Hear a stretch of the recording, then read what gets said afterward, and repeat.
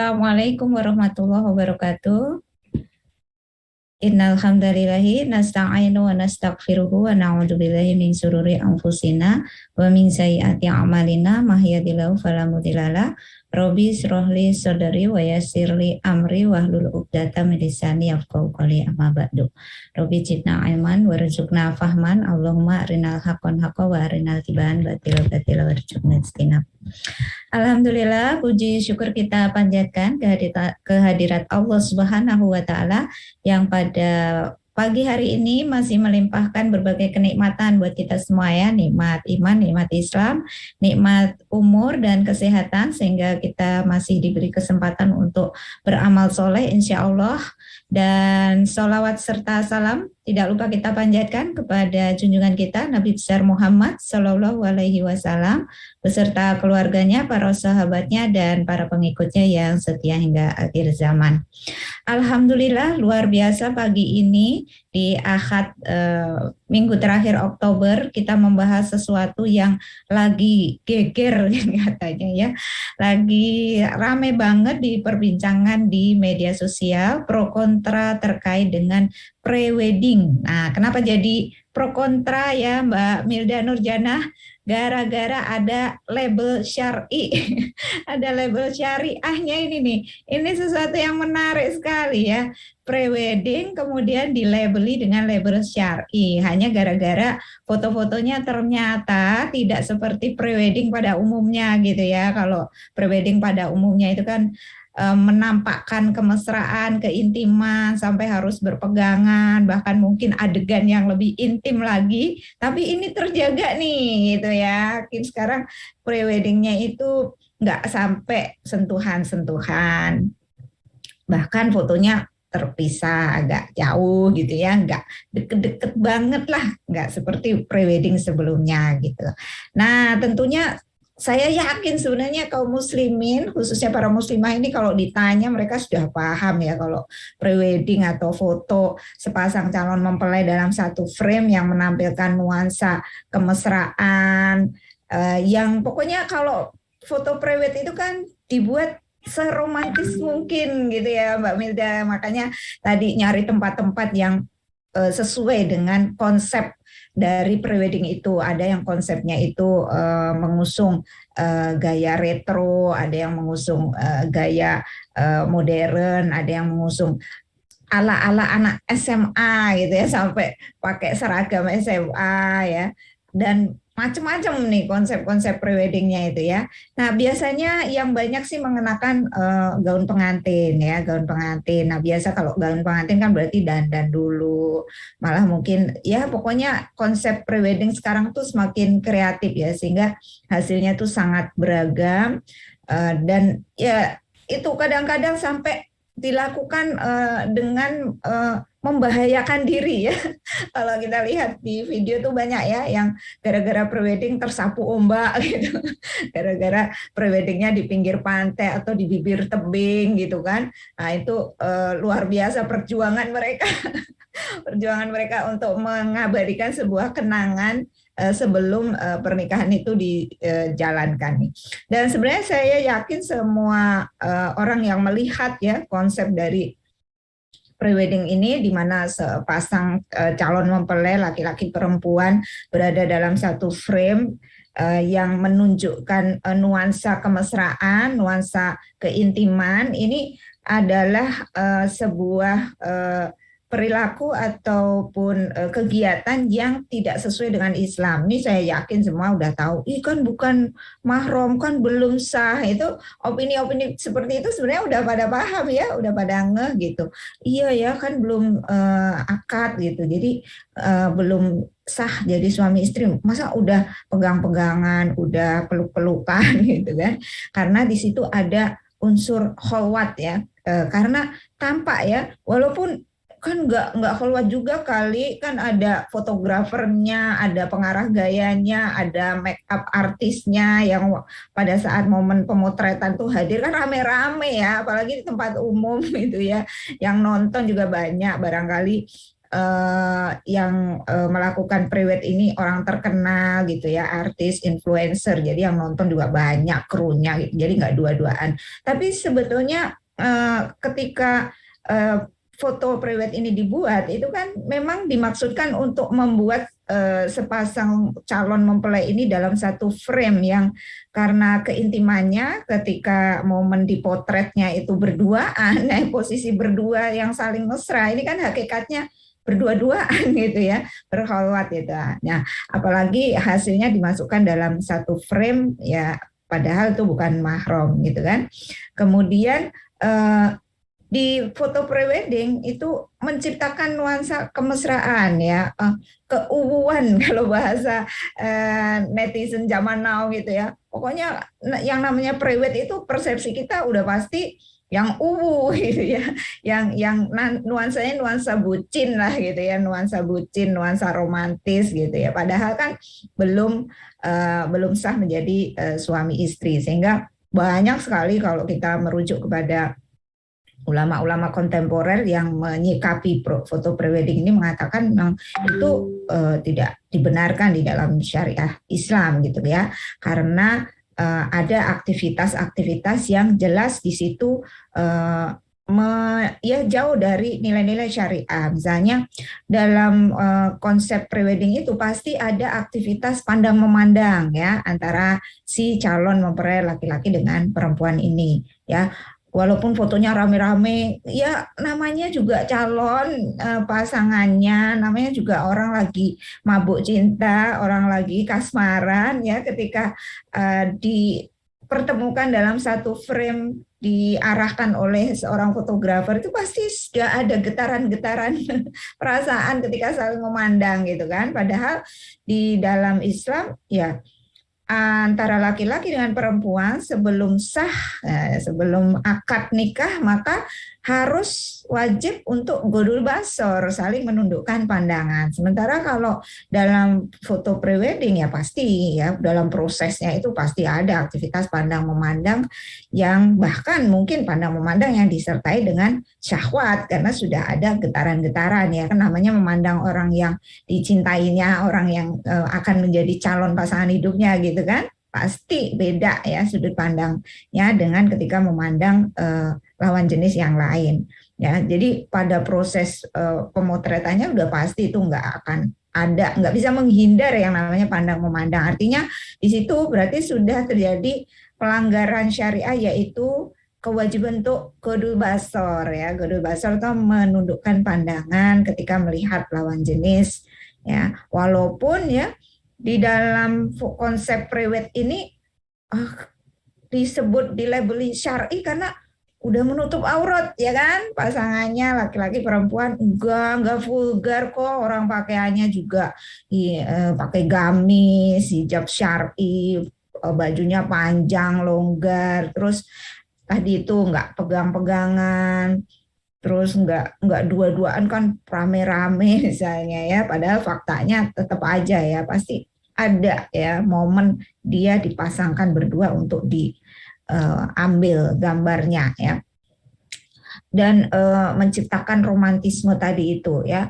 Ya kalau di konsep yang nggak syar'i ya, yang nggak syar'i itu biasanya pakaiannya belum tentu menutup aurat, ada yang pakai gaun pengantin kemben misalnya ya, atau pakai baju SMA rambutnya dikepang ya, berarti kan nampak auratnya. Tapi yang ini dilabeli syar'i karena udahlah pakaiannya nutup aurat, terus nggak ada adegan-adegan ini kok, nggak pegang-pegangan, nggak pandang-pandangan dengan syahwat, nggak ada konsep, pokoknya beda deh gitu ya. Nah, label syariah ini tentunya ya nggak semudah itu disematkan sekedar sebagai label ya, hanya gara-gara atribut-atribut atau simbol-simbol yang melakukan prewedding ini tampak sudah islami gitu ya, pakaiannya sudah longgar, nggak menutup aurat, walaupun tetap ada yang namanya tabaruj ya, berdandan secantik mungkin supaya kelihatan fotonya yang bagus gitu ya.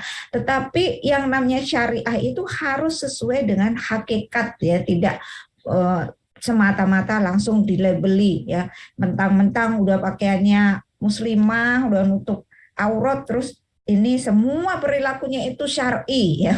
Semua perilakunya itu syariah sampai lamarannya syar'i ya, weddingnya prewednya syar'i karena enggak seperti pasangan yang lain kok dia tuh menjaga ya, tapi tetap aja dalam satu frame-nya udah yang tampak yang zohir dipublikasikan itu adalah keintiman berdua-duaannya ini gitu ya, maka letak syar'inya di mana gitu ya.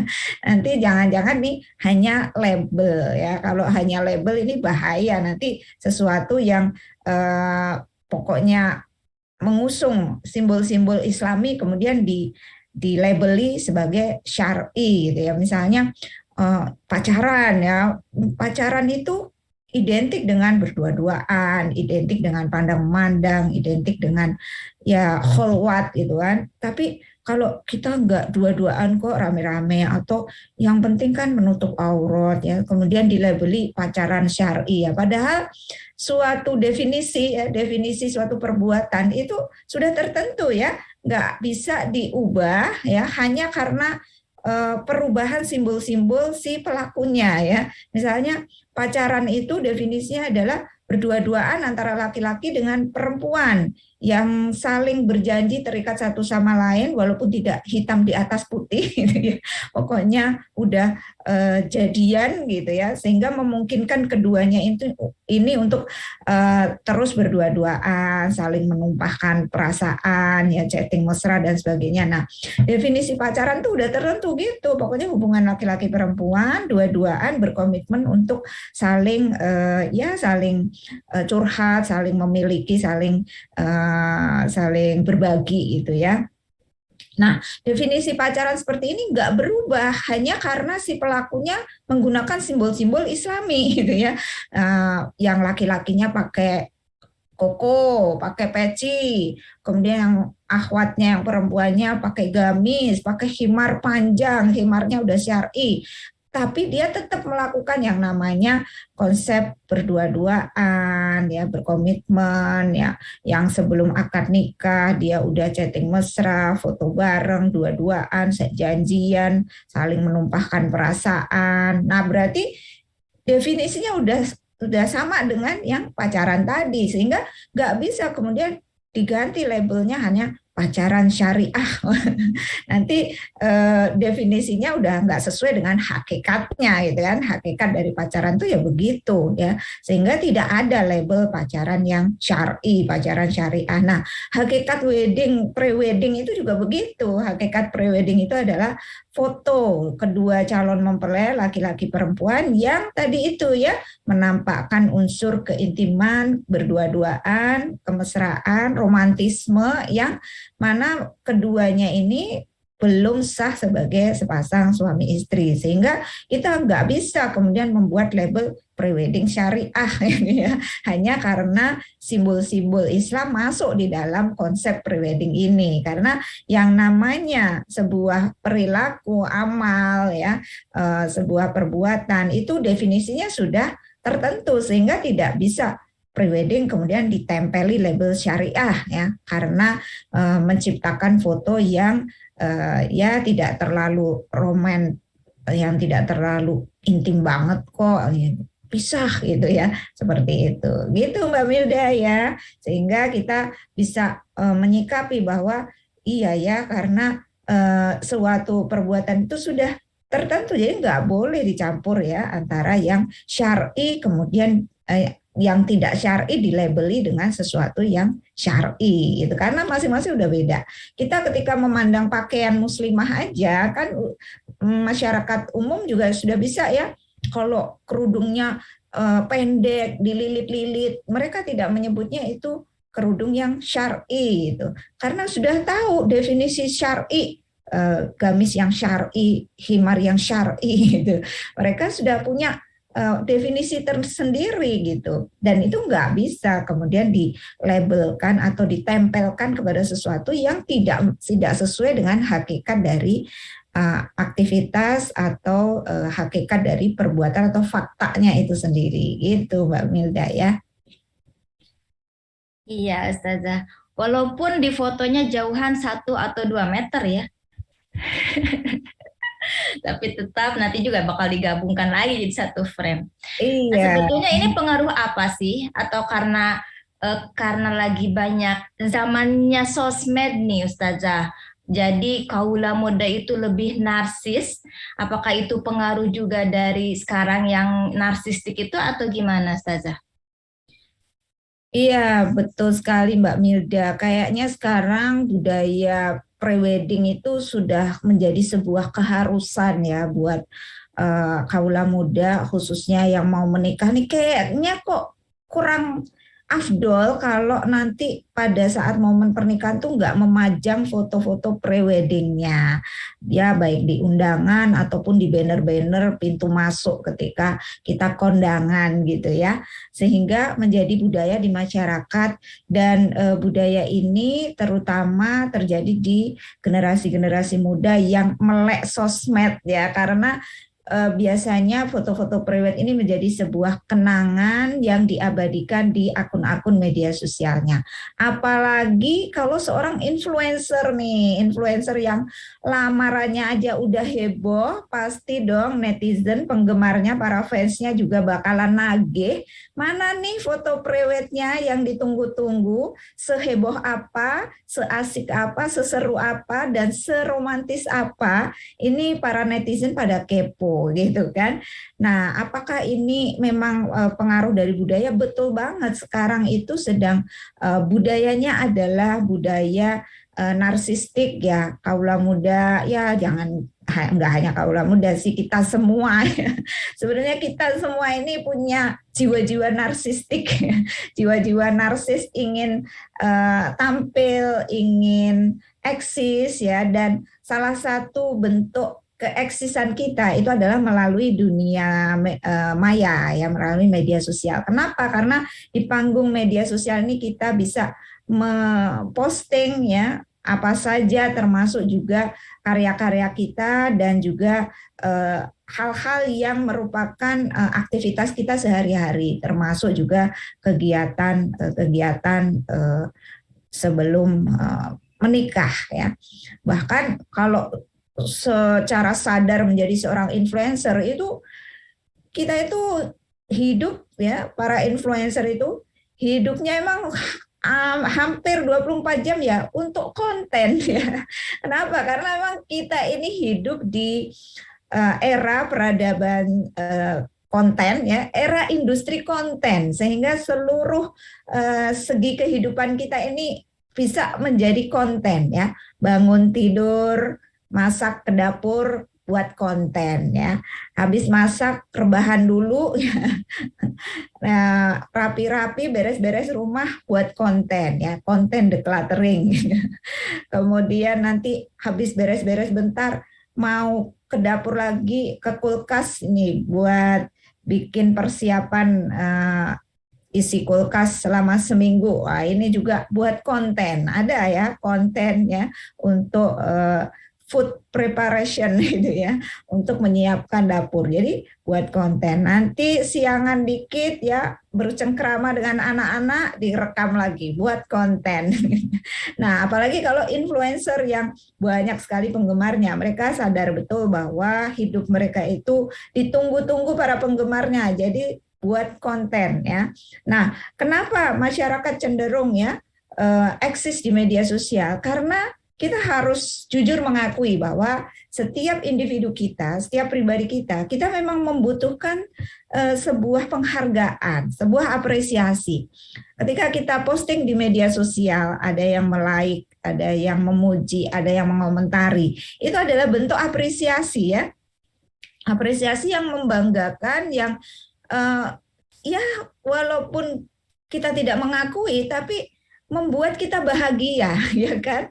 uh, ada hormon-hormon ya, hormon-hormon kebahagiaan yang muncul karena pengakuan terhadap konten-konten yang kita upload atau kita unggah di media sosial. Jujur saja, walaupun kita tidak bermaksud untuk mendapatkan pujian, mendapatkan apresiasi, tapi manusia ya normalnya kita sebagai seorang individu ya, seorang manusia itu kita senang dengan penghargaan-penghargaan seperti itu ya. Apalagi kalau fansnya udah banyak nih ya, seorang influencer, public figure ya, pastinya ya dia akan semakin memiliki rasa untuk wah, fans saya nungguin nih gitu ya, sehingga harus merasa butuh untuk menyajikan ya konten-konten, termasuk ya konten menjelang pernikahan ini. Makanya dari awal, wah pokoknya kehidupan seorang influencer, seorang selebgram yang dia memang menjadi public figure atau panutan dalam aktivitasnya, daily activity sehari-hari gitu ya, ya itu udah otomatis dia menjadikan hidupnya itu sebagai sebuah konten. Kenapa? Karena memang kita hidup di alam sekuler sekarang, di peradaban sekuler yang mana konten ini ya udah menjadi sebuah industri besar ya. Semakin kita berhasil membuat konten, maka semakin mendatangkan materi, semakin mendatangkan uang ya. Karena dengan konten yang menarik, yang disukai banyak orang ya, mengikuti selera pasar ya, akhirnya berkerumunlah para follower, dan begitu follower berkerumun, di situ ada potensi-potensi uang, ada potensi-potensi yang menghasilkan finansial gitu. Nggak masalah kalau kontennya itu sesuatu yang bermanfaat, sesuatu yang baik, sesuatu yang tidak bertentangan dengan syariah Islam. Tapi masalahnya kalau kontennya ini tidak sesuai dengan syariat Islam, bahkan bisa menginspirasi para fansnya, para followernya itu ke sesuatu yang bertentangan dengan Islam. Nah ini kan, wah besar tanggung jawabnya nanti gimana gitu ya. Sementara kita juga harus memikirkan bahwa konten kita ini tidak hanya untuk dimensi dunia, tapi juga dimensi akhirat gitu ya. Karena itu kalau kita sekarang berada di budaya prewedding, yaitu karena memang kita itu sebagai seorang individu cenderung terpengaruh oleh lingkungan, oleh budaya masyarakat. Kita itu dibentuk oleh lingkungan tempat kita hidup. Kalau di lingkungan kita, di komunitas kita, terbiasa, teropini dengan prewedding, seolah-olah kalau nikah itu kayaknya belum afdol kalau belum prewedding. Akhirnya ya mau nggak mau, rela nggak rela, sengaja nggak sengaja ya, di benak kita itu teropini seperti itu ya, memahami bahwa nikah itu yang romantis, yang keren itu kalau kita punya foto-foto prewedding. Akhirnya kita merasa perlu untuk melakukan prewedding itu, dan kita baru merasa menjadi bagian yang diakui oleh masyarakat kalau kita melakukan sesuatu yang memang umumnya dilakukan oleh masyarakat. Akhirnya secara individu, secara personal, kita sebagai manusia cenderung mengikuti arus utama lingkungan atau komunitas tempat kita tinggal. Kalau kita hidup di peradaban sekuler, maka sadar tidak sadar, sengaja nggak sengaja, mau nggak mau, kita mengikuti arus sekuler ini gitu ya. Arus sekuler yaitu yang memisahkan agama dari kehidupan, di mana kita itu cenderung mengikuti gimana sih kebanyakan masyarakat melakukan. Contohnya nih ya Mbak Milda ya, kalau kita mau pergi kondangan ya, kalau pergi kondangan kira-kira dandan kita sama nggak dengan kita pergi ke pasar? Pasti beda ya. Pastinya pakai kapelan. Nah, pakai couple mungkin, terus pakai bajunya yang terbaik, yang agak glamor lah, yang pakai payet-payet, ya, pakai bros, pakai perhiasan, terus pakai bawa tasnya juga beda ya, tas buat belanja ke pasar sama tas buat kondangan gitu kan ya. Nah, ini kenapa? Karena di kondangan itu, di hajatan itu, semua orang rata-rata tampilannya juga begitu, tampil glamor, tampil dandan, tampil ini, sehingga kita merasa nggak pede, kita merasa rendah diri, merasa belum afdol kalau pergi kondangan pakai bajunya biasa-biasa aja. Tapi pasti ada yang sedikit lebih glamor atau lebih mewah lah dibandingkan dengan kita kalau pergi ke pasar. Nah ini karena apa? Karena lingkungan ya, lingkungan komunitas itu membentuk pandangan kita. Sadar nggak sadar kita membentuk persepsi dalam benak kita bahwa oh kalau kondangan, kalau pergi hajatan bajunya harus yang sedikit lebih mewah, dandannya sedikit lebih glamor gitu ya, seperti itu gitu. Nah demikian juga budaya prewedding, akhirnya terbentuklah di benak masyarakat, apalagi kalau yang memberikan contoh ini adalah seorang influencer, seorang panutan, idola ya, terbentuklah di benak mereka ya, masyarakat pengikutnya ini bahwa oh, nikah yang keren itu kalau ada preweddingnya gitu, kalau ada foto-foto yang romantis seperti itu. Akhirnya terbentuklah ya pemahaman bahwa kayaknya prewedding ini sesuatu yang harus gitu ya, dan harus diposting di media sosial untuk meningkatkan ya citra diri, meningkatkan branding dan seterusnya itu.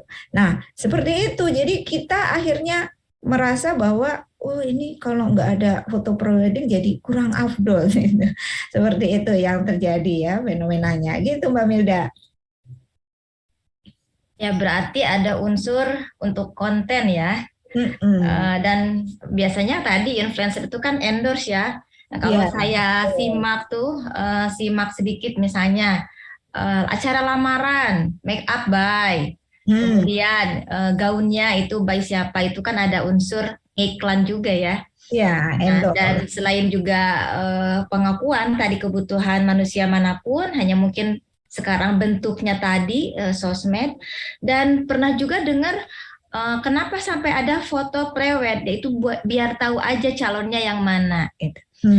Dalam pikiran saya kenapa nggak pakai foto KTP aja sih gitu, nggak cukup apa gitu, liatin foto KTP ini calon saya, itu sayanya gitu, tapi kayaknya nggak Instagramable ya. Iya.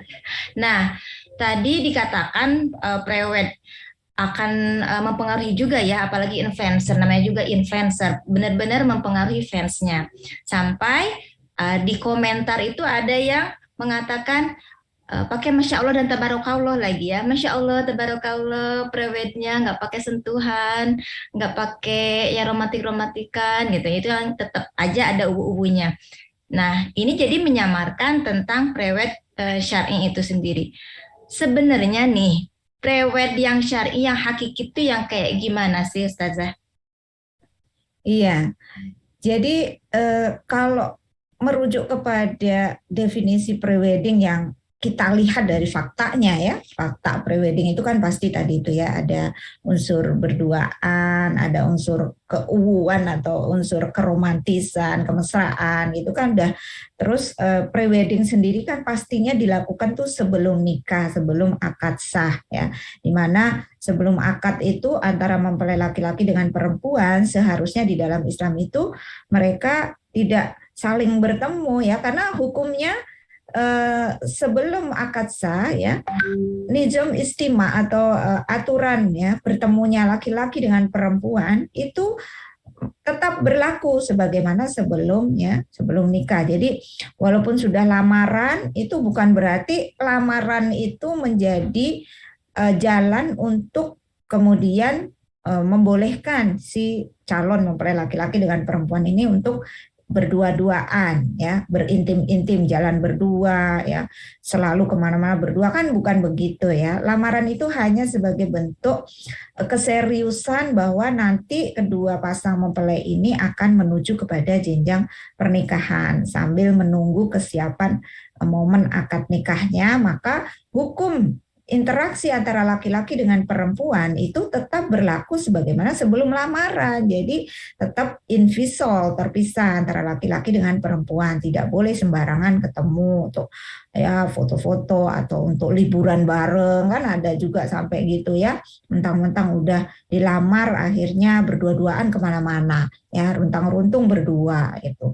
Mengurusi urusan pernikahan ya, itu pun juga bisa dilakukan dengan keluarga, dengan ya kalau orang yang berada kan sudah ada panitianya untuk menyiapkan pernikahan ya, atau rame-rame sama keluarga, sama sahabat, itu nggak harus runtang-runtung berdua ya, karena kita sebagai seorang muslim harus ingat bahwa hukum asal perbuatan kita itu terikat kepada hukum syara gitu ya. Al aslu fil al af'alu taqayyidu bil hukmi syar'i. Jadi tidak boleh melakukan suatu perbuatan yang kita belum tahu hukumnya.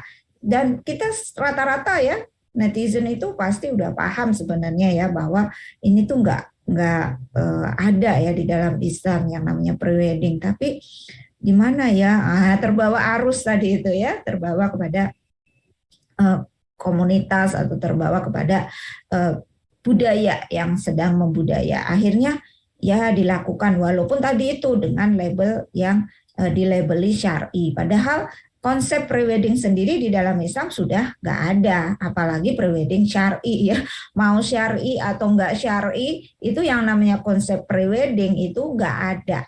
Karena persiapan pernikahan itu bukan sekedar prewedding ya, bukan mempersiapkan foto berdua ya. Yang perlu dipersiapkan dalam pernikahan itu ya dokumen-dokumen, surat-surat untuk mendaftarkan di petugas pernikahan nanti, kemudian ya menyiapkan mahar, yang wajib itu ya mahar ya, kemudian nanti menyiapkan wali nikahnya siapa, saksi nikahnya siapa, itu ya yang harusnya dipersiapkan oleh mempelai ini, bukan sibuk menyiapkan foto-foto prewedding karena preweddingnya sendiri bukan berasal dari budaya Islam gitu ya.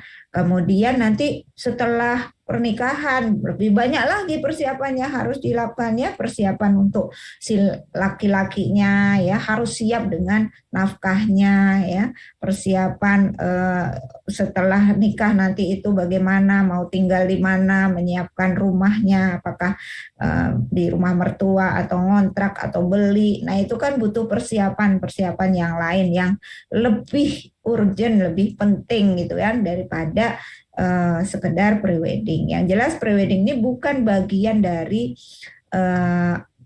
pernikahan di dalam konsep yang syar'i, di dalam konsep yang Islami, karena tidak ada ya konsep prewedding yang mana menunjukkan laki-laki dan perempuan berada dalam satu frame dengan nuansa-nuansa romantis atau nuansa-nuansa bucin gitu ya. Kalau saya jadi berpikir begini, Ustazah, kasihan juga ya kaum laki-laki zaman sekarang. Karena biasanya kan yang membuat menunda pernikahan itu di biaya pernikahan. Nah, sekarang ditambah dengan biaya pra pernikahan. Betul, betul. Fotonya, lamarannya. Yang lamarannya juga itu lebih ya nggak kalah rame dengan nikahnya sendiri. Itu kan sama aja harus catering, belum hajatan, dekornya gitu. Itu berapa lagi yang harus dipersiapkan.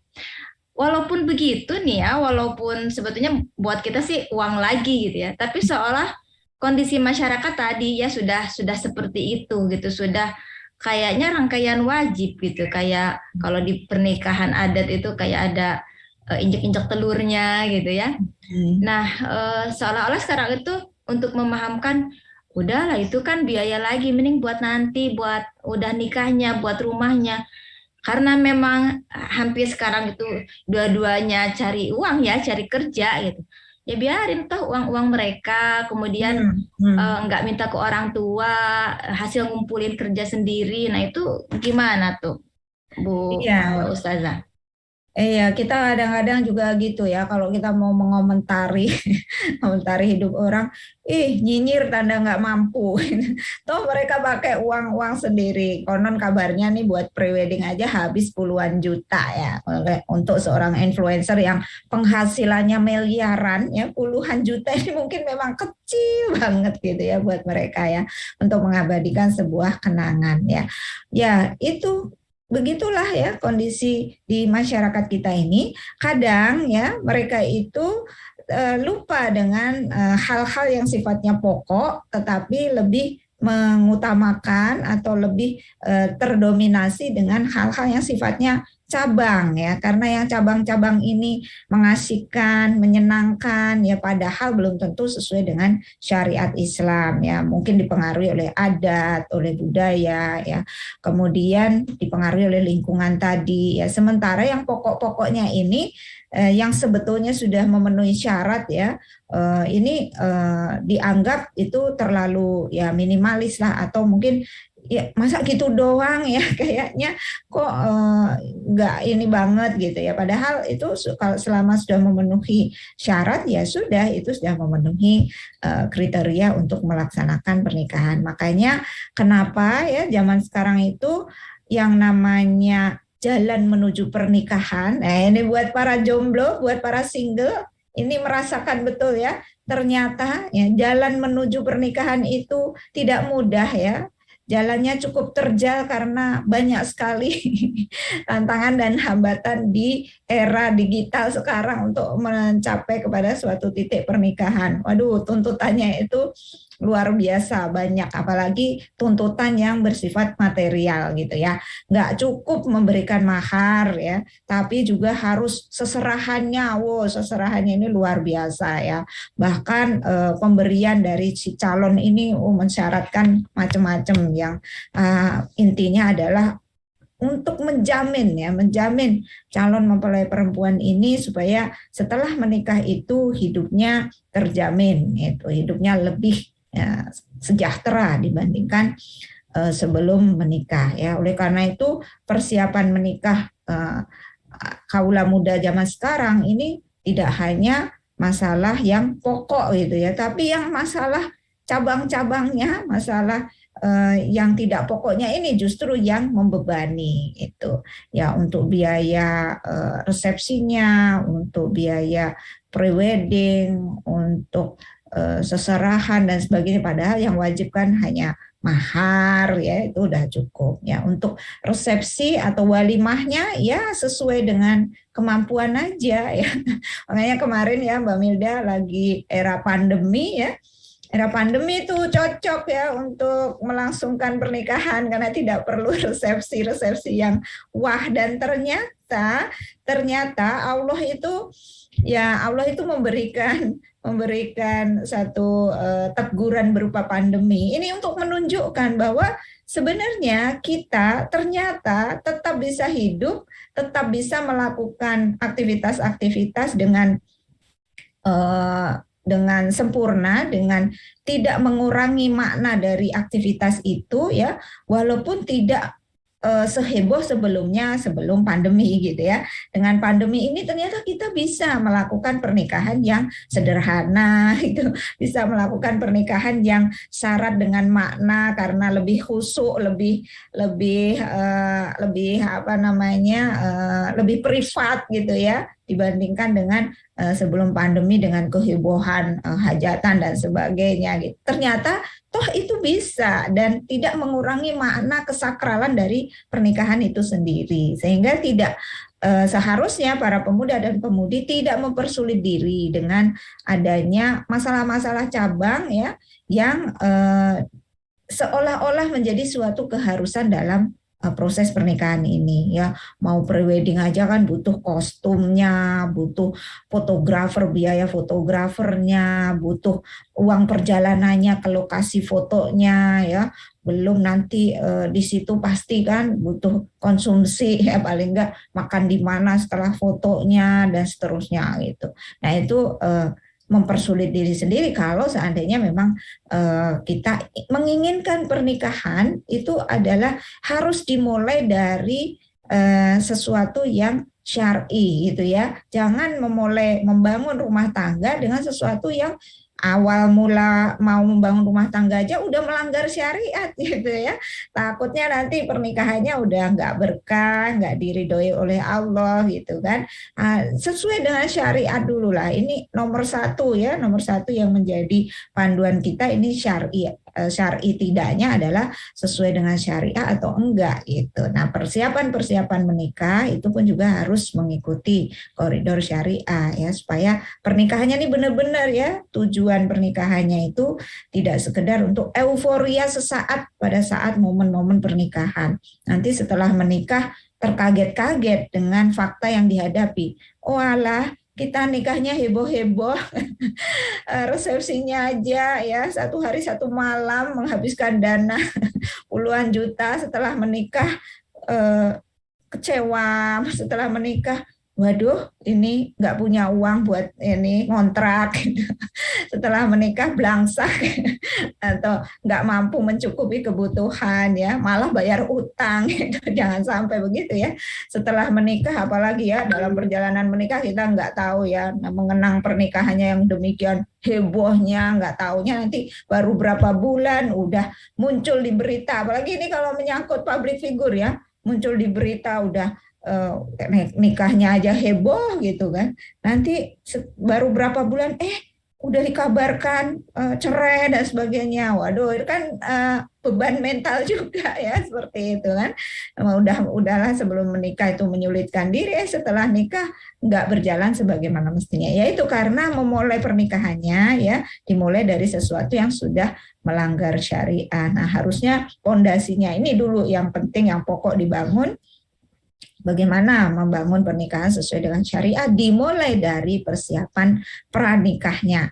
Mendinganlah persiapan pranikahnya itu mestinya itu mengkaji ilmu pernikahan, mengkaji fikih pernikahan. Nih input di dalam otaknya nih yang lebih penting ya, bagaimana ilmu rumah tangga, skill dalam membangun hubungan, karena nanti setelah pernikahan itu kita nggak bicara keuuan terus, keromantisan terus, sebagaimana pose dalam prewedding yang seolah-olah setelah nikah kita bahagia selamanya, romantis selamanya, ternyata setelah menikah banyak sekali itu kan persoalan-persoalan dan skill-skill rumah tangga yang membuat kita kaget, ternyata saya tidak mau memiliki ya ilmu untuk itu. Jadi udahlah, kalau udah khidbah diem-diem baik nih, kita belajar berdua secara terpisah ya antara calon suami dengan calon istri.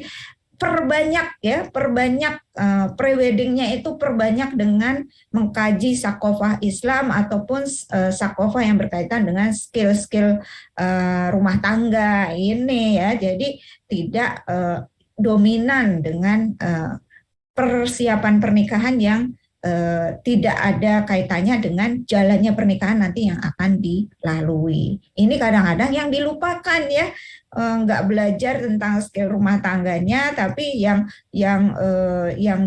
diutamakan adalah tadi itu ya, masalah-masalah cabang yang seharusnya ada masalah pokok yang lebih penting lagi. Udah paham belum dengan hak dan kewajiban dalam pernikahan? Udah paham belum nanti jalannya pernikahan bakal bagaimana? Nah, ini kan perlu untuk bekal yang perlu untuk dipelajari gitu Mbak Milda ya. Adanya pandemi ini kembali tadi ya, mengembalikan manusia itu cukup fokus sama yang penting-pentingnya saja. Iya benar. Kayaknya juga orang-orang itu lebih mempan dikatakan udahlah yang sederhana aja, lagi zaman corona, daripada dikatakan jangan sederhana aja karena itu ajaran agama. Nah itu jadi nggak mempan. Iya. Jadi sebetulnya pandemi ini berakhir jangan ya Ustazah. Orang-orang tuh lebih mempan banyak penyakit, lagi ada corona. Itu ya. Nah, jadi lebih baik ketika sebelum menikah itu banyak baca buku, banyak mengkaji ilmu ya, karena sudah nikah itu yang dirasakan juga banyak kejutan, banyak surprise-nya. Kok begini ya? Kok begitu ya? Lah, kenapa begini? Kenapa begitu? Nah, di sini kemudian tadi kalau pre-wedding itu sebetulnya nggak perlu ya. Kalau sebaliknya nih, post wedding atau pasca nikah, nah foto-fotonya pas udah nikahnya gimana tuh? Ya, kalau fotonya setelah akad nikah, setelah sah ya, untuk pertama pada saat momen setelah pernikahan itu kemudian mau bikin kenangan ya supaya jadi cerita ataupun jadi kenangan yang akan dikenang ya oleh sepasang suami istri ini, ataupun nanti juga untuk anak cucunya gitu ya. Nah itu ya boleh-boleh saja ya, nggak masalah ya, ketika sudah menikah itu kan sudah sah ya. Tentunya batasan-batasan posenya ini kan tetap diatur ya, karena di situ ada fotografernya yang mengarahkan itu. Tapi tidak masalah ya. Justru post wedding ini ya seharusnya perlu untuk dilakukan oleh sepasang suami istri yang sudah menikah ya. Jangan sampai lah masa sekali seumur hidup kita nggak mengabadikan ya, momen pernikahan ini ya, nggak ada fotonya sama sekali. Kenapa? Nanti ini perlu juga ya Mbak Milda, kalau kita lagi berantem-berantem mama suami ya, lihat foto pas nikah.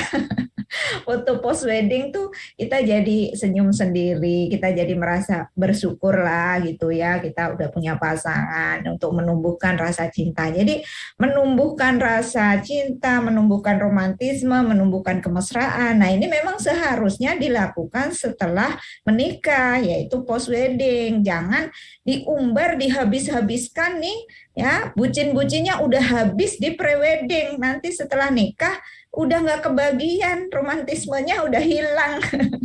Romantismenya udah hilang, kemesraannya hilang, merasa harus memperhatikan pasangannya jadi hilang. Makanya banyak ya yang orang setelah nikah itu komentarnya tuh selalu gini, kok laki-laki ya, terutama nih ya bapak-bapak atau suami gitu, kenapa nggak seromantis waktu pacaran? Ini buat orang yang melakukannya dengan pacaran ya. Dulu aja pacaran ya, kalau istri jatuh, aduh kenapa sayang, calon istri ya, waktu pacaran calon istri kesandung, aduh kenapa sayang, begitu udah nikah istri kesandung, jalan nggak lihat-lihat. Loh, kok beda ya antara sebelum nikah dengan sesudah nikah, dan sebelum nikah dengan sesudah nikah kebalik ini. Kebalik, harusnya kemesraan, keromantisannya itu dibangun sesudah nikah ya, post weddingnya ini gitu. Karena itu saya nih di kelas istri juga sering ngingetin nih, ya sekali-kali lah foto couple sama pasangan, pas dilihat, Mbak saya nggak punya foto sama sekali ya berduaan sama suami, fotonya pas akad nikah doang. Selama belasan tahun, puluhan tahun nikah nggak punya foto dua-duaan, itu fotonya pas udah punya anak sama anak-anak, sebelum punya anak nggak sempat. Nggak sempat foto-foto dan sebagainya. Nah, padahal tuh sesudah nikah itu boleh ya, bahkan dianjurkan lah untuk memelihara kemesraan, memelihara keromantisan. Paling enggak ya kalau kita lagi marah-marahan sama pasangan ya, coba saling kirim foto foto duaan gitu, itu insya Allah untuk melumerkan ya, untuk melumerkan. Jangan nanti mesranya udah digeber ya, sebelum menikah udah habis ya, nanti setelah nikah, giliran udah nikah udah nggak punya sense, nggak punya rasa untuk saling meromantisi pasangan seperti itu. Nah, ini kadang-kadang kita itu kebalik ya, kebalik. Makanya kenapa ya, memang itu bagian dari godaan setan juga ya, godaan setan. Kenapa sesuatu yang masih haram, sesuatu yang belum halal ini tampaknya indah-indah, sementara yang sudah halal, yang sudah terikat pada pernikahan ini jadi nampak kok penderitaan. Para istri menderita, para suami kurang perhatian dan sebagainya. Nah, di media-media ini juga ditanamkan seperti itu ya. Sinetron-sinetron itu kalau temanya pacaran, gimana Mbak Milda? Gimana teman-teman kalau temanya pacaran? Yang dominan apa? Bertengkar atau romantismenya? Nah, kebanyakan kan romantismenya gitu ya. Tapi kalau temanya rumah tangga ya, nah, temanya rumah tangga, ku menangis gitu ya. Kalau temanya rumah tangga, kok yang air mata, aku menangisnya gitu. Karena padahal nih rumah tangga harusnya kan, ya memang betul dalam rumah tangga nanti ada ujian, ada masalah, ada problem. Tapi seperti itu memang ya, ditampakkan lah ya di media-media bahwa pacaran itu sesuatu yang indah, romantis, padahal itu sesuatu yang haram gitu ya. Tapi giliran menikah, wah, yang tampak itu penderitaan. Seperti itu gitu. Nah, ini kan sesuatu yang terbalik gitu ya, terbalik harusnya ya. Apa yang haram ya, apa yang belum sesuai dengan syariah, ini memang harusnya tidak dilakukan, dan seharusnya memang itu tidak menonjolkan kemaslahatannya gitu ya, karena belum halal gitu. Tapi yang sudah halal ini seharusnya yang digambarkan adalah yang baik-baiknya gitu ya. Nah, sehingga nanti orang yang melakukan pernikahan ini ya, yang tergambar itu ya lebih realistis lah gitu ya, realistis menghadapi pernikahan itu tidak seindah prewedding yang dilakukan gitu ya. Ya, kebalik memang ya waktu ini sih orang lain ya. Kalau saya lihat itu pas pacaran banyak banget foto berdua. Nah, giliran diminta foto berdua ketika sudah nikah nyari-nyari karena kebanyakan foto anak-anak. Foto Apalagi kalau anak-anak punya atau anak foto ya. bareng anak-anak. Jarang banget foto berduanya. Nah, alhamdulillah kita sudah hampir 1 jam di sini dan sudah juga ada pertanyaan nih Ustazah di kolom Zoom maupun kolom YouTube. Nah, tadi ada yang bertanya tuh di Zoom. Kalau fotonya di rumah masing-masing misalnya ya, foto prewedding itu di rumah masing-masing terus diedit jadi satu frame, itu sebetulnya boleh gak sih?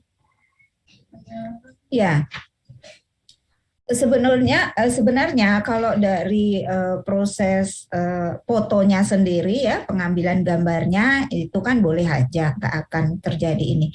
Cuma nanti ketika sudah disatukan di dalam satu frame ya, kemudian mungkin diposting atau dipajang gitu ya di akad nikah itu kan itu membentuk persepsi masyarakat bahwa ini tuh foto berduaan. Nah ini kan kita nggak bisa mengendalikan, nggak bisa mengontrol persepsi benak setiap orang yang melihat foto itu. Kita nggak mungkin menjelaskan satu persatu. Enggak kok, ini fotonya terpisah, prosesnya begini-begini. Atau mungkin dikasih caption pun, dikasih catatan tulisan, itu nggak bisa mengontrol, mengendalikan persepsi bahwa itu foto berduaan, itu foto antara calon mempelai laki-laki perempuan. Jadi jangan sampai itu jadinya seperti apa istilahnya ya, mengakal-ngakali gitu ya. Jadi mengakal-akali syariah gitu loh ya. Mengakal-ngakali syariat Islam, enggak kok kita prosesnya masing-masing, itu enggak seperti itu ya. Kalau misalnya apa namanya fotonya itu disatukan dalam satu frame, itu tetap saja ya nanti dihukumi sebagai berdua-duaan karena persepsi orang melihat foto itu tetap ya berduaan gitu, bukan terpisah karena kita nggak mungkin mengendalikan, mengontrol persepsi orang seperti itu. Jadi ya itu kesannya jadi kita itu mengakal-ngakalin gitu loh ya. Mengakal-ngakalin ini ya. Insya Allah lah kesakralan pernikahan tuh nggak berkurang ya dengan tanpa foto berduaan. Kalau mau pasang banner foto masing-masing untuk mengenalkan calon ya masing-masing aja ya.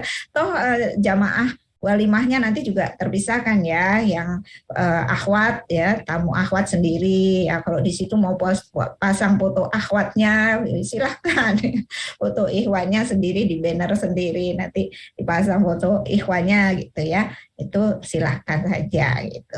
Yang penting tidak membentuk ya persepsi bahwa ini loh foto berduaan gitu. Nah itu sama aja nanti masyarakat menganggapnya ini juga foto seperti prewedding gitu. Nah, kalau misalnya sudah akad terlebih dahulu, terus foto-foto, berarti kan tadi foto post wedding ya, hanya saja walimahnya ditunda. Nah, kemudian nanti fotonya itu dipajang ketika walimah dan dikasih label post wedding atau pasca nikah. Itu gimana tuh? Ya, boleh saja. Yang kita itu kalau menghukumi sesuatu ya kembali kepada asalnya ya. Proses fotonya sudah syar'i karena sudah apa namanya sudah mahram misalnya ya. Kemudian orang tahu ya setelah resepsi itu adalah setelah akadnya diberitahu, ya secara hukum sih sah-sah saja, boleh-boleh saja ya. Seperti itu. Hanya ya yang seperti itu ya penting nggak sih di dalam walimah yang syar'i gitu ya. Kalau memang ya untuk ini aja sih kenangan dan sebagainya ya silahkan kita kembalikan kepada hukumnya. Kalau hukum asalnya boleh ya boleh-boleh saja dilakukan gitu. Misalnya untuk mengenalkan ya calon tadi itu seperti itu. Nah, Itu bagi yang akan memakai jasa foto. Bagaimana nih kalau di antara jamaah ada yang profesinya sebagai fotografer? Hmm. Kalau ada yang minta seperti ini, foto prewed syar'i, tapi kenyataannya tadi di mana syar'inya, gimana tuh Ustazah? Ya, eh, pekerjaan ya, bekerja, aktivitas memotret itu kan sesuatu yang berada di wilayah ikhtiar kita ya. Artinya kita punya khiyar, punya pilihan untuk menentukan mau atau tidak mau mengambil job ini atau enggak gitu. Jadi kalau kita sebagai seorang fotografer ya kita harus bisa memilih dan memilah mana job yang insya Allah tidak melanggar konsep syariah. Saya mau sih motret pengantin tapi nanti setelah akad atau pas momen akad nikahnya gitu ya, pas momen akad nikahnya, pas walimah syar'inya itu kan boleh-boleh saja ya.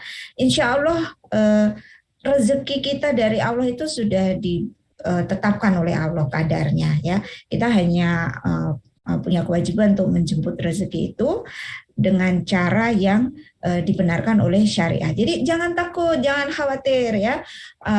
Kalau kita profesinya fotografer, kita pilih-pilih konsep fotografi yang syar'i, insya Allah tetap akan ada ya jalan untuk meraih rezeki itu. Karena rezeki itu nggak akan tertukar, nggak akan hilang karena kita melepaskan satu pekerjaan gitu ya. Insya Allah Allah itu tetap memberikan rezeki. Nah justru peran fotografer-fotografer muslim, fotografer-fotografer muslimah ini ya punya peran untuk ikut mengedukasi, untuk ikut mendakwahkan konsep foto Islami, foto yang syar'i, sehingga kalau dia berhadapan dengan calon mempelai yang meminta prewedding, ya maka dia justru punya kewajiban untuk berdakwah, untuk mengedukasi sesuai dengan pemahamannya.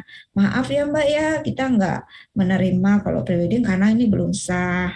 Gimana kalau saya tawarkan post wedding aja? Jadi saya kasih diskon deh, gitu ya, dikasih reward nih buat pasangan yang oh gitu ya, siapa tahu ya kan, siapa tahu orang yang kita dakwah ini, sepasang pengantin ini menjadi tahu, menjadi sadar dan mereka menerima konsep kita. Oh gitu ya Mas, Alhamdulillah kita diingetin ya Mas ya. Jadi kita tahu, oh ternyata nggak boleh ya foto prewedding. Oke deh Mas. Nah kan jadi kita membantu ya, membantu sepasang pengantin ini untuk memulai pernikahan secara syar'i. Insya Allah kita dapat amal jariahnya ya kan, dapat keberkahannya juga ya karena memilih rezeki yang halal gitu ya. Harusnya itu jadi kesempatan kita untuk berdakwah. Ya, dakwah ini memang sedikit demi sedikit merubah mindset ya.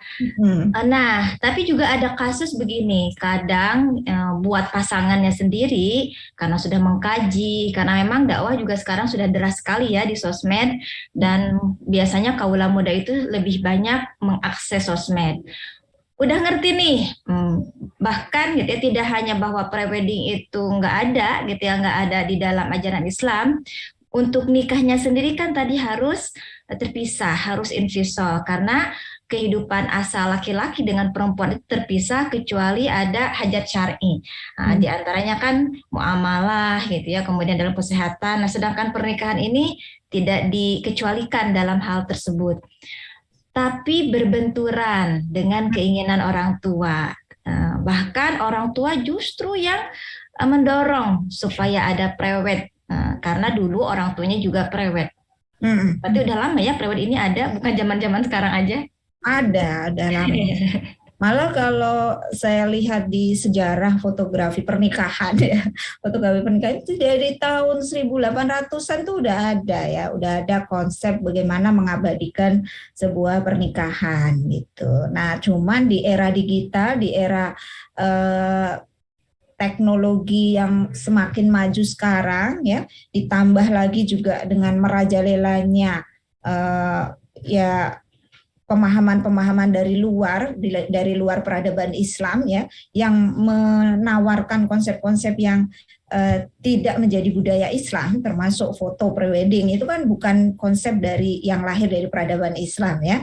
Nah ini semakin merajalela dan sayangnya yang ikut-ikutan mengusung ini juga dari kalangan Muslim gitu ya, kalangan Muslim, apalagi Muslim-Muslimah yang ikon Islam gitu ya. Ikon Islam tuh yang ya dari segi pakaiannya dia sebenarnya sudah syar'i gitu ya, tapi kemudian melakukan prewedding ini. Jadi memang udah cukup lama Mbak Milda ya ini sejarahnya, cuman ya semakin berkembang di masa-masa sekarang. Nah tetap ya Mbak Milda, kita kembalikan lagi hukum perbuatan tuh kalau sudah ada hukumnya secara syariah, maka yang nomor satu kita utamakan adalah apa kata syariah, bukan apa kata orang tua, bukan apa kata make up artisnya, bukan apa kata fotografer gitu ya. Yang kita ikuti pertama adalah apa kata syariah, apa kata Allah. Kalau Allah melarang, maka ya kita harus mengikuti larangan itu ya. Artinya meninggalkan larangan itu ya. Dua-duaan laki-laki perempuan dalam satu frame itu bukan budaya Islam dan juga tidak dicontohkan ya di dalam peradaban Islam, sehingga kalaupun orang tua menginginkan, nah maka di situ peran kita juga ya, peran orang tua untuk berdakwah ya, peran anak ya untuk ikut berdakwah kepada orang tua. Ya kalau orang tua dulu melakukan itu bukan menjadi dalil kebolehannya untuk si anak-anaknya, justru dengan kemajuan sakofa Islam, dengan kemajuan pemahaman wawasan Islam sekarang yang udah demikian terbuka, ini menjadi sarana untuk mengedukasi dan memberitahu kepada orang tua ya, bukan menggurui sih, tapi memberitahu kepada orang tua bahwa ternyata apa yang dilakukan orang tua dulu bukanlah contoh yang baik gitu ya, karena orang tua ini belum tentu memberikan contoh yang baik ya. Jadi kembalikan, kalau memang syariah bilang nggak ada seperti itu, maka ya udah kita jangan mengada-adakan mengikuti perbuatan seperti itu. Khawatirnya tadi itu ya, nanti memulai pernikahan udah nggak berkah. Tenang.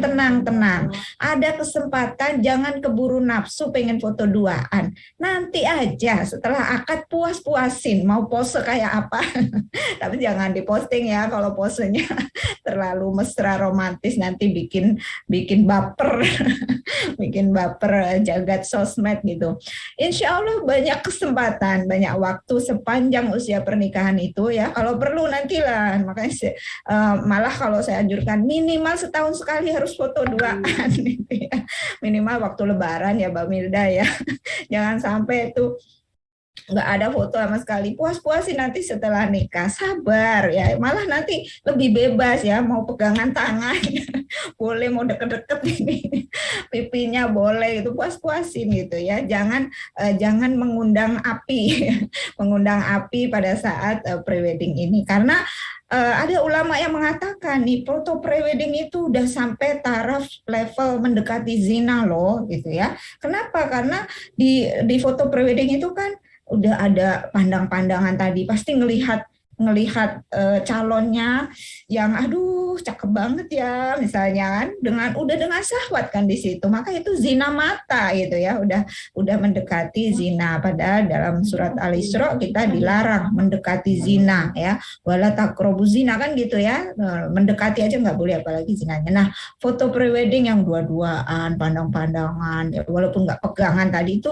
udah ada unsur mendekati zina, minimal zina mata, zina hati gitu ya. Pasti dong deg-degan kan di foto sama pasangannya, calonnya gitu ya. Saya belum pernah pengalaman sih. Tapi waktu lamaran di foto nggak duaan sama keluarga aja udah deg-degan gitu kan. Udah deg-degan, apalagi kalau disandingkan dua-duaan. Nah itu khawatir nanti kita mendekati zina gitu. Jadi tetap kita pedoman nomor satunya apa kata syariah ya, bukan apa kata idola saya, apa yang dilakukan idola jadi dalil, apa yang dilakukan orang tua jadi dalil, nggak seperti itu ya.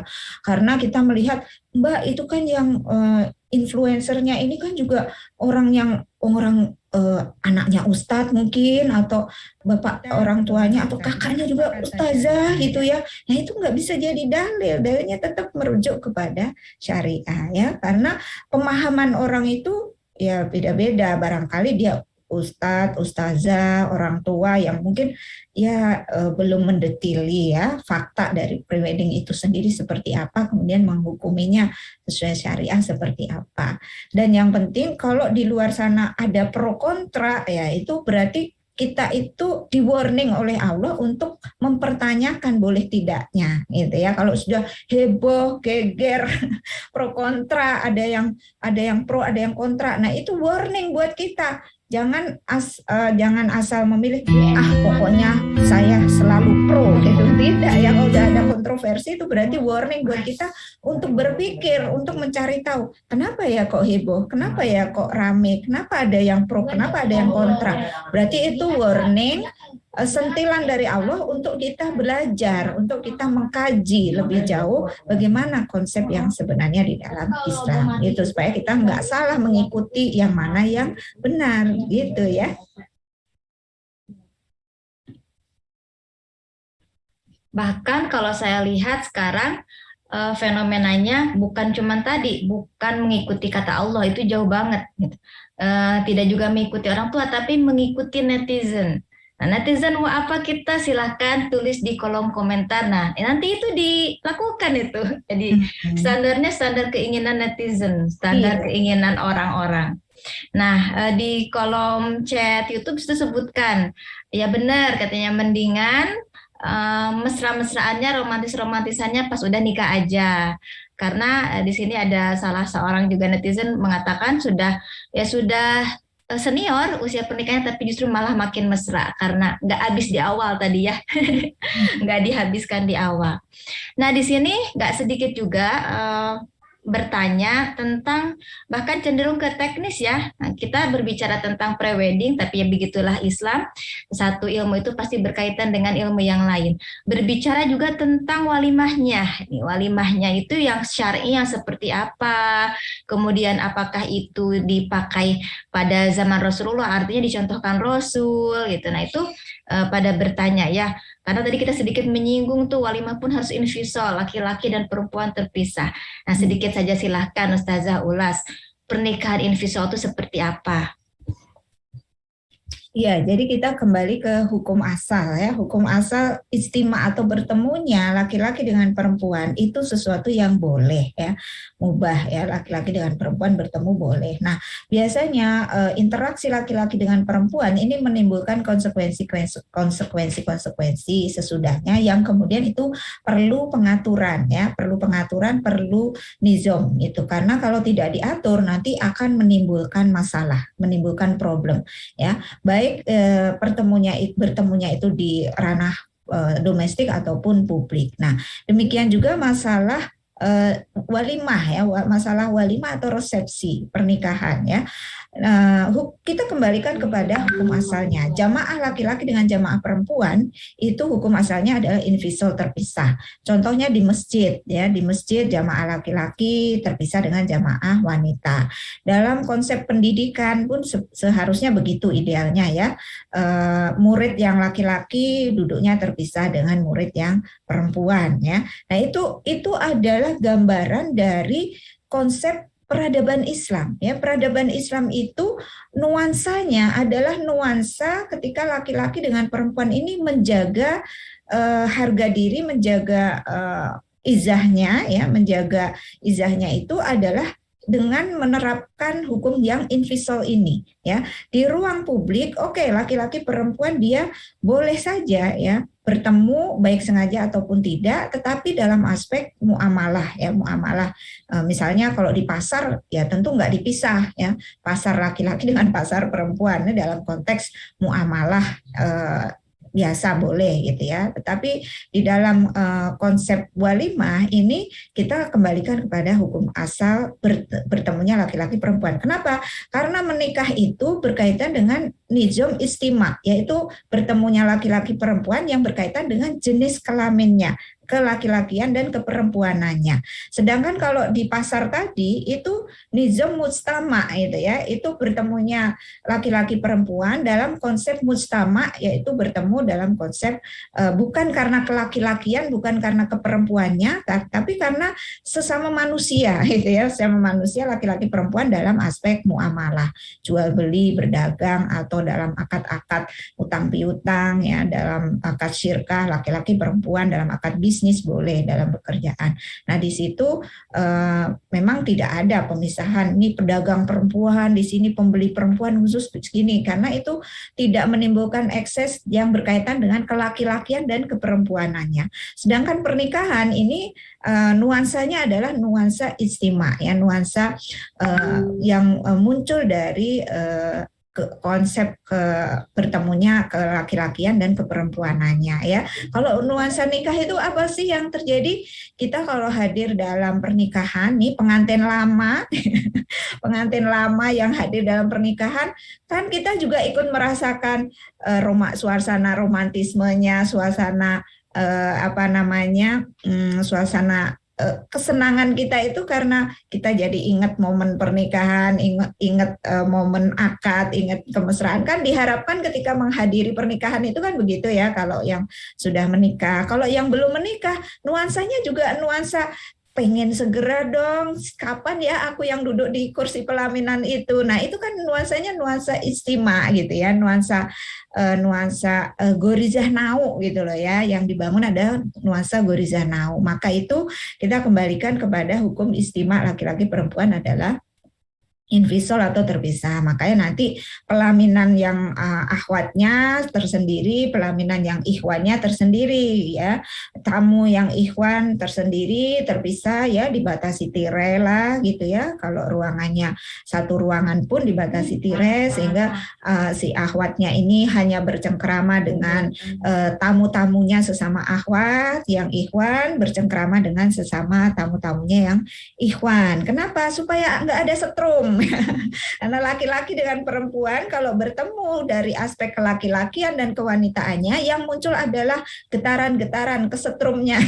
Nuansanya nuansa istima tadi, nuansa gorizah nau ya, gorizah nau atau naluri ketertarikan terhadap lawan jenis. Nah, sebelum terjadi hal-hal yang tidak diinginkan, Islam sudah memberikan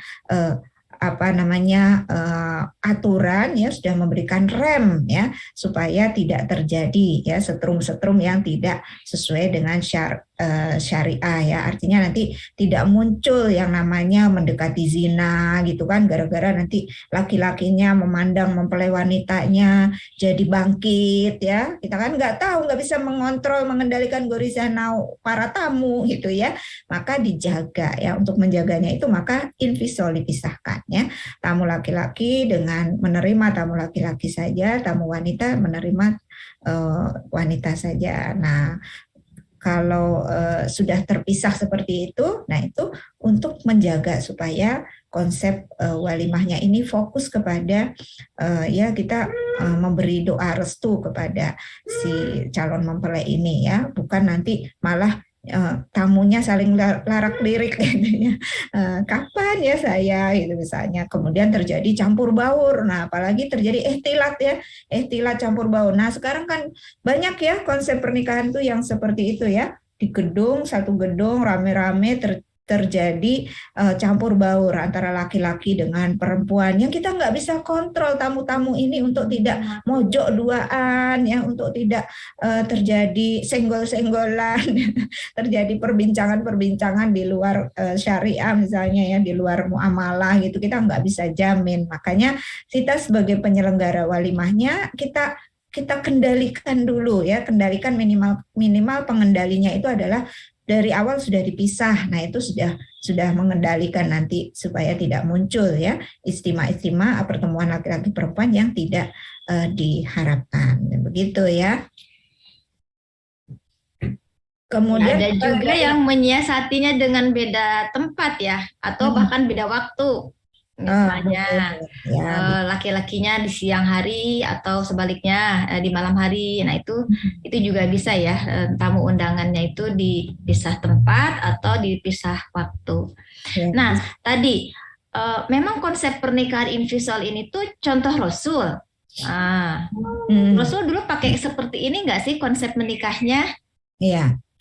Eh, kalau di masa Rasulullah ya mungkin kita tidak mendapatkan gambaran secara detail ya seperti apa pemisahannya, tetapi ketika syariah berbicara hukum asal infisol ini sudah tentu, sudah barang tentu pada saat Rasulullah, pada saat era Rasulullah, era sahabat ataupun era peradaban Islam, ini adalah sesuatu yang menjadi konsep dasarnya ya, karena pernikahan di era dulu ya mungkin tidak tergambar dalam sejarah detailnya seperti apa ya, tetapi konsep akad ya, konsep akadnya yang mungkin tergambar ya. Kalau akad nikah itu seperti ini ya, yang penting itu ada mahar, ada saksi, ada wali gitu ya, nggak heboh-heboh, banyak tamu dan sebagainya ya.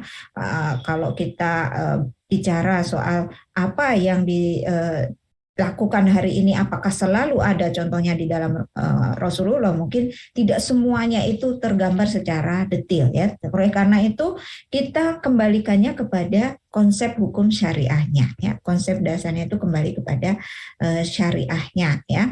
Kalau contoh yang jelas Rasulullah tidak mencontoh. Kalau kita bicara apa yang dilakukan Rasulullah atau era sahabat, yang jelas ya kita tidak dicontohkan melakukan prewedding. Nah itu udah jelas ya. Zaman dulu belum ada fotografer, belum ada dunia fotografi, yang jelas itu sudah tidak dicontohkan gitu kan. Resepsi nikah dengan campur baur, berdiri menikmati hidangan ya, itu tidak islami, tidak syar'i. Di masa Rasulullah tidak dicontohkan. Jadi kalau mau kita nyarinya yang tidak dicontohkan gitu ya.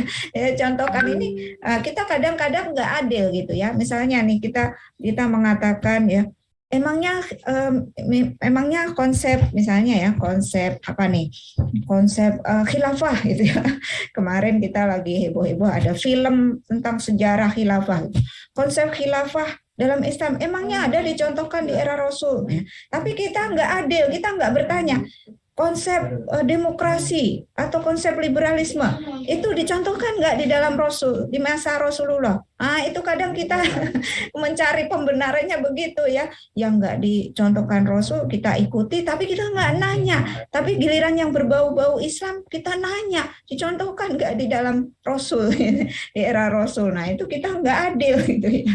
Padahal mungkin gambaran pernikahan secara detail di era Rasul mungkin memang tidak tergambarkan di dalam sejarah, tapi kita kembalinya kan merujuknya kepada syariah. Bagaimana pendapat ulama, bagaimana pendapat para mujtahid kan gitu ya, bukan sekedar bagaimana itu ada nggak dicontohkan secara detail di era Rasul gitu ya. Yang jelas prewedding nggak ada, udah jelas nggak ada. Kalau kita mencari tahunya sekedar dilakukan nggak di masa Rasul, ada nggak ya seperti itu ya. Jadi tetap ya kita jangan sampai itu muncul karena kita itu cenderung gini ya, memang manusia itu cenderung begini, cenderung mengikuti apa yang menjadi hawa nafsunya gitu ya, hawa nafsunya. Saklek amat sih, terlalu ekstrim amat sih pemahamannya, ngikutin zaman lah. Zaman Rasul itu belum ada prewedding karena belum ada perkembangan teknologi digital, belum ada fotografi. Sekarang udah kemajuan, kalau Rasul hidup mungkin juga ngasih kebolehan kali. Nah itu berarti dalilnya adalah hawa nafsu kita sendiri gitu ya, tidak kembali kepada syariat gitu. Ya, sesuai